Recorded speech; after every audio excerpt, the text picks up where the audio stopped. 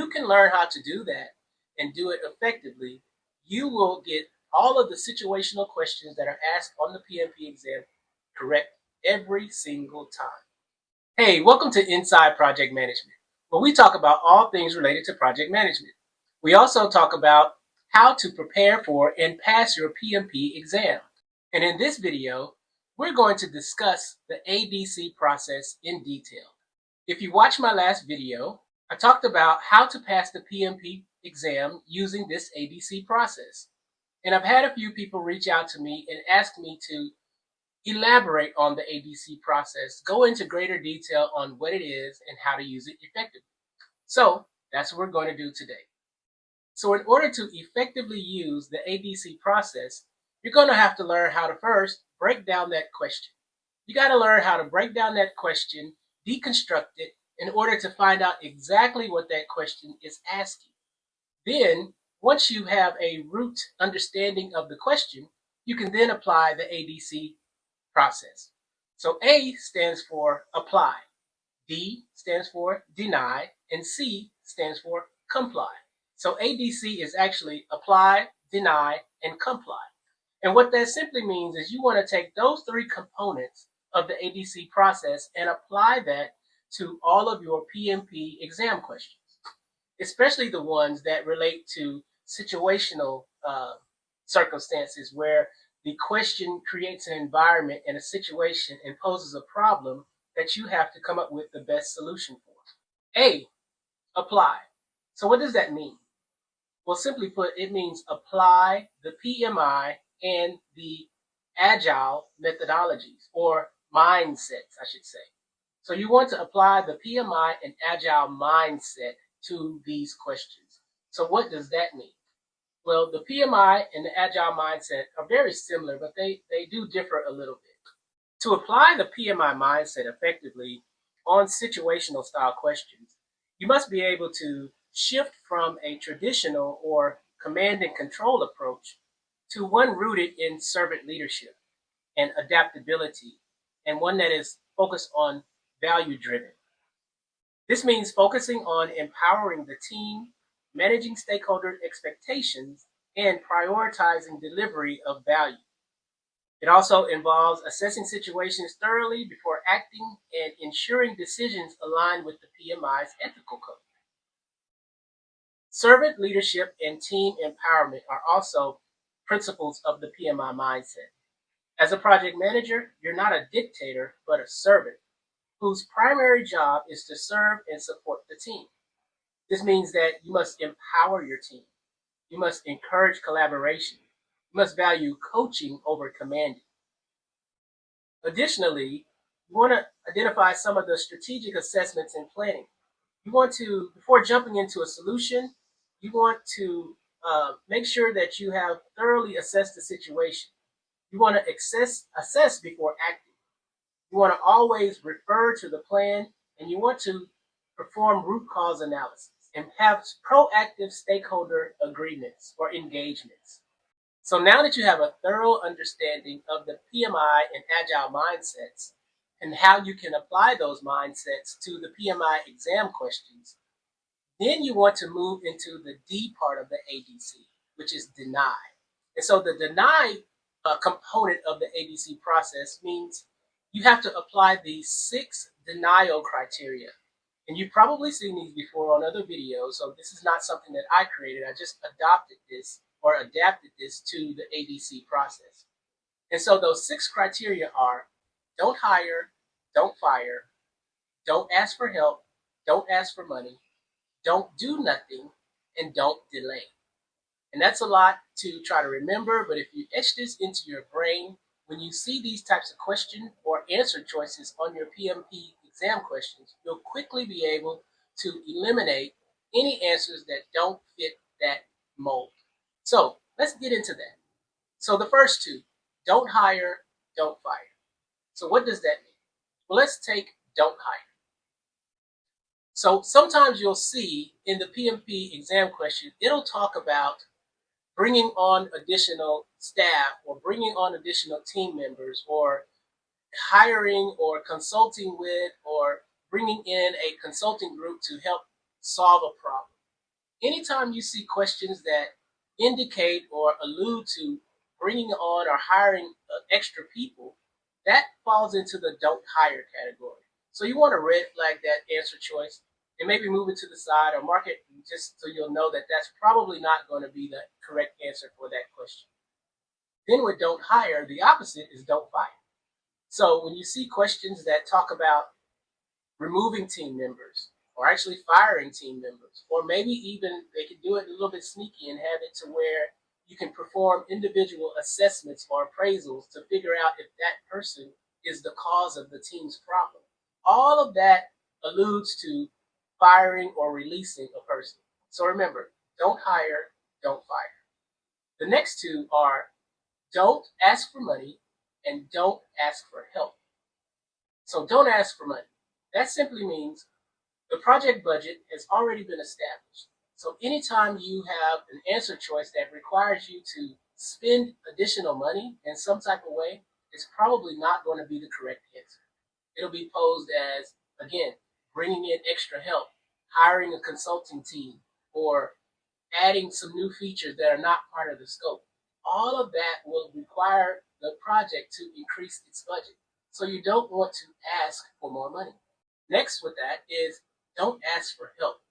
Now, this was a little tricky because as a project manager, especially when you're managing an agile project, you need the help of your team members.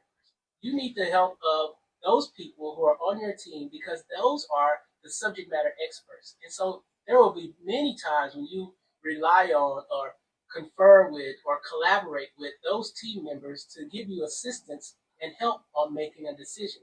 That's not what the don't ask for help part means. What the don't ask for help part means is don't ask your sponsor for help. Don't ask the product manager for help making a decision. You have to understand that your role as a project manager is to be the decision maker. It's to have the answers to the problems, or at least know how to get the answers to the problems.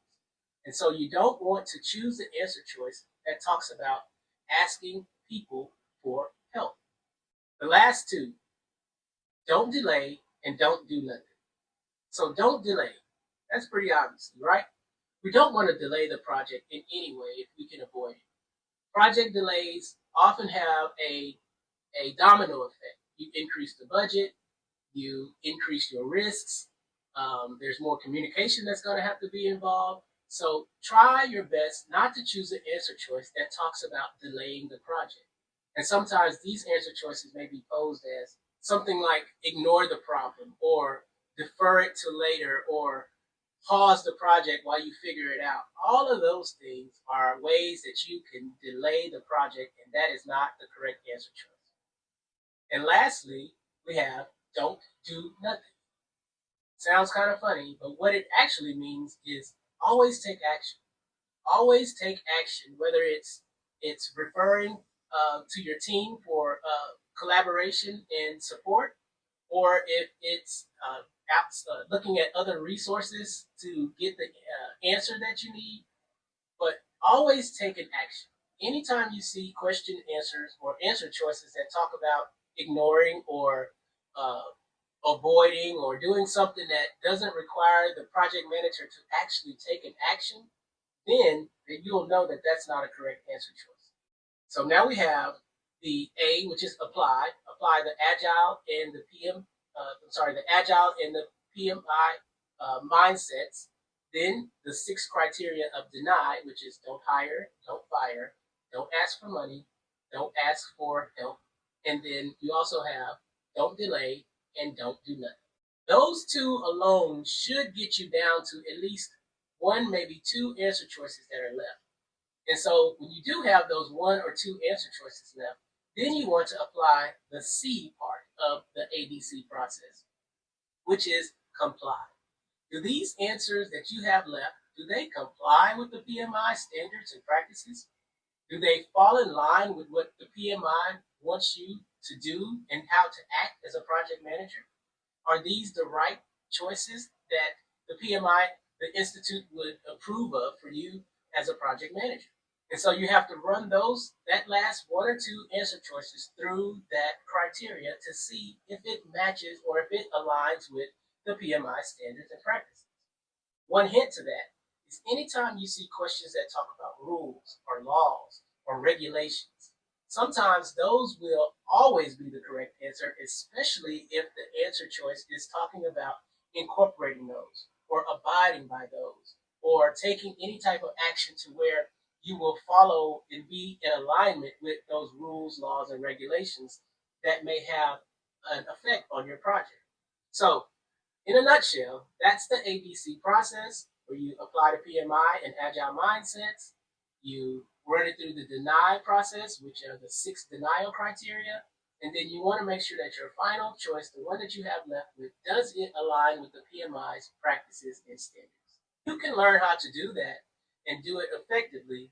You will get all of the situational questions that are asked on the PMP exam correct every single time. And to prove it, we're going to go through a couple of questions that I pulled from some existing practice exams, and we're going to use the ADC process, and we're going to get all the way down to the correct answer, and then I'll explain to you why that answer is correct. So I have my notebook here with a practice exam, and I'm going to read a question, and we're going to deconstruct the question to get down to what the root of the question is asking. We're going to analyze the answer choices, and then we're going to come up with the correct answer using the ADC methodology. And then I'll explain why that answer is correct. So, question 1. A project manager observes that a key business stakeholder, while highly influential, struggles to understand the Agile development process, often requesting detailed upfront plans typical of a predictive approach. What is the most effective action for the project manager to take? Here are the answer choices. A says, refer the stakeholders to an online Agile training resources. B says, adapt the project's approach to become more predictive to meet the stakeholders' preferences. C says, perform one-on-one coaching and mentoring to the stakeholder on Agile principles and benefits. And D says, inform the Scrum Master to limit direct communication with the stakeholder. Okay, so there's the PMP exam practice question. So let's go back to the top. Let's take a look at the question and let's dissect this question. Let's deconstruct it to figure out what it's asking for. So we have a project manager, okay? He or she observes that a key business stakeholder who is highly influential struggles to understand the Agile development process. Okay, so you have a key stakeholder who is struggling to understand the Agile process. And because of that, they request detailed upfront plans that are typical of a predictive approach. So we're talking about an Agile project, but the stakeholder is looking for a predictive approach to it, and those two don't go together unless you're doing some type of hybrid project, but it didn't say hybrid. So the question asks, what is the most effective action for the project manager to take? Okay, so now we have understand what this question is asking. What should the project manager do when you have a highly influential stakeholder that doesn't understand the Agile process? So answer choice A says, refer the stakeholder to an online training resources. Well, refer the stakeholder to the online training resources. That sounds good, but you as a project manager haven't done anything to proactively address the issue. You just sent the stakeholder off to go and learn something, but you're not sure exactly what they learned, and you don't know if they have a complete understanding. So they could come back and have the same type of questions and request the same type of information. And you're also asking someone else, which is the training resource, to do your job. And remember, don't ask for help or don't ask someone to do your job. That's what that means. So we're going to red flag answer choice A. Answer choice B says, adapt the project's approach to become more predictive to meet the stakeholders' preferences. So this is basically saying, change the project from an Agile project to a predictive project just so you can make this one stakeholder happy. That doesn't make sense as a project manager, because for whatever reason, the project has been deemed an Agile project, and so changing it in midstream or wherever you are in the process to a predictive project could be detrimental to the project as a whole. So this one, I would put a red flag and throw that answer choice out as well. Letter C says provide one-on-one coaching and mentoring to the stakeholder on Agile principles and benefits. Okay, so this one now is starting to fall in line with the A, the PMI and Agile mindsets, where we are coaches, where we are collaborators, where we take a proactive stance to help guide and shape either our stakeholders or our team members. So provide one-on-one coaching and mentoring. And then you're going to take the time to provide that coaching and mentoring. And in that process, you will understand if the stakeholder truly understands the Agile process. So let's take a look at letter D. Inform the Scrum Master to limit the direct communication with this stakeholder. Okay, so now, again, you're asking the Scrum Master to do something. So you're asking someone else to do your job, or you're asking someone else for help. Second, you want to limit the communication to the stakeholder. Well, if you look at your stakeholder register, you should know that certain stakeholders, you should know what their communication requirements are, what their frequency, their mode, and their way that they like to be communicated to. So limiting this may go against what that particular stakeholder, the way that he or she likes to be communicated to. So of all of the answer choices, I would go with letter C, to provide one-on-one coaching and mentoring to the stakeholder on Agile principles and benefits. So let's see why that's correct. When a key stakeholder lacks understanding of the project's chosen methodology, the most effective approach is to direct engagement through one-on-one mentoring. One-on-one coaching helps the stakeholder to grasp core Agile concepts and benefits. It fosters a collaborative and informative relationship, and explaining how frequent feedback loops reduce the risk and improve adaptability can bridge their understanding from predictive models. Proactive education aligns stakeholders' expectations and builds trust in the project's resources. Okay, I hope this information was helpful to you. I hope that you will be able to apply the ADC methodology to your practice exam questions and eventually on your actual PMP exam.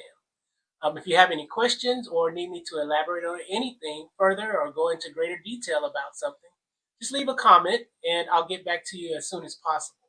Again, thanks for watching. Thanks for joining my channel. Please subscribe. I'm trying to grow my subscriber base because I like to present content that's related to project management, and I like to offer helpful tips and hints and tricks and anything that I can provide to help you pass your PMP exam. So again, thanks for watching. Talk soon.